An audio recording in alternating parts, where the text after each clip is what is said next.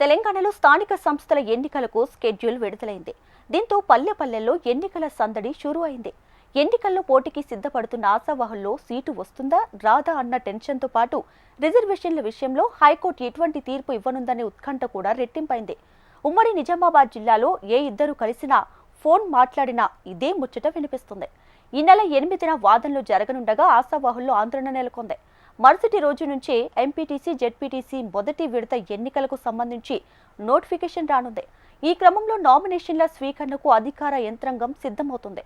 ఇందుకు స్థానిక సంస్థల ఎన్నికలపై హైకోర్టు తీర్పు ప్రభావం ఉంటుందా ఉండదా? ప్రస్తుతం తెలంగాణ పల్లెల్లో స్థానిక సంస్థల ఎన్నికల ఫీవర్ జోరుగా కొనసాగుతోంది. ఆయా పార్టీలు అభ్యర్థుల ఎంపికలో బిజీగా ఉండగా బీసీలకు 42% కోటా ఇష్యూ ఏమవుతుందన్న సస్పెన్స్ కు మాత్రం ఇంకా తెరపడలేదు. ఇంతలో మల్కాజ్గిరి ఎంపీ ఈటెల రాజేందర్ చేసిన కామెంట్స్ తెగ వైరల్ అవుతున్నాయి. మహారాష్ట్రలో గతంలో స్థానిక ఎన్నికలు జరిగిన తరువాత కోర్టు రద్దు చేసిందన్న బీజేపీ ఎంపీ వ్యాఖ్యలు పొలిటికల్ సర్కిల్స్ తో పాటు ఆశావాహుల్లో రీసౌండ్ చేస్తున్నాయట.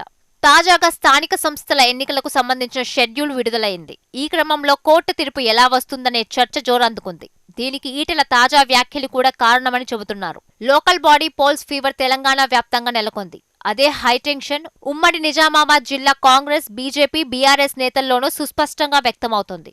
మొదటి విడత నామినేషన్ల గడువు సమీపిస్తుండడం, అందుకు ఒక రోజు ముందు కోర్టులో బీసీ కోటాపై వాదనలు ఉన్నందున ఈ వ్యవహారం ఎలాంటి మలుపులు తీసుకుంటుందనే ఉత్కంఠ నెలకొంది. దీంతో డబ్బులు ఖర్చు చేసే విషయంలో ఆచితూచి వ్యవహరించాలని ఆయా పార్టీల నాయకులు బరిలో నిలిచేందుకు సిద్ధమైన వారు నిర్ణయించుకున్నారట. అయినప్పటికీ దసరా దావత్తులు, అనుచరుల కోసం ఖర్చు చేయక తప్పని పరిస్థితి నెలకొందని చెబుతున్నారు. మొత్తం మీద షెడ్యూల్ వచ్చినప్పటికీ బంతి హైకోర్టులో ఉన్నందున ఎన్నికల వాతావరణంలో గతానికి భిన్నమైన పరిస్థితి నెలకొంది.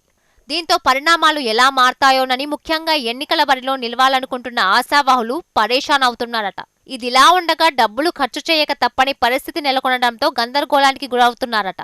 ఇక హైకోర్టు తీర్పును బట్టి సుప్రీంకోర్టుకు సైతం వెళ్లే అవకాశాలు ఉన్నాయని కొందరు అధికార పార్టీ నాయకులే మాట్లాడుతుండడం గమనార్హం. ప్రస్తుతం స్థానిక సంస్థల రిజర్వేషన్ల అంశం హైకోర్టులో ఉన్న నేపథ్యంలో సర్వత్రా ఆసక్తి నెలకొంది. ప్రస్తుతం ప్రభుత్వం ప్రకటించిన రిజర్వేషన్లలో అనుకూలంగా ఉన్న స్థానాలు ఎక్కడ మారతాయోనని పరిషత్, పంచాయతీ ఎన్నికల్లో పోటీ చేయాలనుకుంటున్న ఆశావాహుల్లో ఉత్కంఠ నెలకొంది. రిజర్వేషన్లపై హైకోర్టులో ఈ నెల 8న వాదనలు ఉండగా మరుసటి రోజు నుంచే ఎంపీటీసీ, జెడ్పీటీసీ మొదటి విడత ఎన్నికలకు నోటిఫికేషన్ విడుదల కానుంది. అధికార యంత్రాంగం నామినేషన్ల స్వీకరణ ప్రక్రియను మొదలుపెట్టేందుకు అంతా సిద్ధం చేసుకుంది. ఏళ్ల తరబడి పార్టీ కోసం పనిచేసి గత 10 ఏళ్లలో పలు కేసులు ఎదుర్కొన్నప్పటికీ తమకు పోటీ చేసే అవకాశాలు దక్కలేదని పలువురు అధికార పార్టీ నాయకులు గగ్గోలు పెడుతున్నారు. ఎంపీపీ స్థానం దక్కించుకునే అవకాశం ఉన్నప్పటికీ ఎంపీటీసీ స్థానంలో పోటీ చేసేందుకు అనుకూలంగా రిజర్వేషన్లు దక్కకపోవడంతో ఆయా మండలాల కీలక నాయకులు నిట్టూరుస్తున్నారు. ఎంపీటీసీ స్థానం అనుకూలంగా వచ్చినప్పటికీ ఎంపీపీ పీఠంపై కూర్చునేందుకు అవకాశాలు లేకపోవడంతో ఆవేదన వ్యక్తం చేస్తున్నారు. నిజామాబాద్ జిల్లాలో అధికార పార్టీకి చెందిన కీలక బీసీ నేత జడ్పీ చైర్మన్ పీఠం దక్కించుకునేందుకు తగిన ఏర్పాట్లు చేసుకున్నారట. అయితే జడ్పీటీసీ అనుకూలంగా వచ్చినప్పటికీ చైర్మన్ పీఠం బీసీ మహిళలకు కేటాయించడంతో నిరాశ చెందుతున్నారు. అదేవిధంగా జడ్పీ పీఠం ఆశించిన పలువురు ముఖ్య నేతలు సైతం అవకాశాన్ని కోల్పోయామని మదనపడుతున్నారు. కాంగ్రెస్, బీజేపీ, బీఆర్ఎస్లకు చెందిన పలువురు నాయకులు తమ భార్యలను బరిలోకి దించే అవకాశాలు ఉన్నప్పటికీ అంతగా ఆసక్తి చూపడం లేదన్న చర్చ వినిపిస్తోంది. మొత్తం మీద ఆచితూచి అడిగేసేందుకే మొగ్గు చూపుతున్నారట.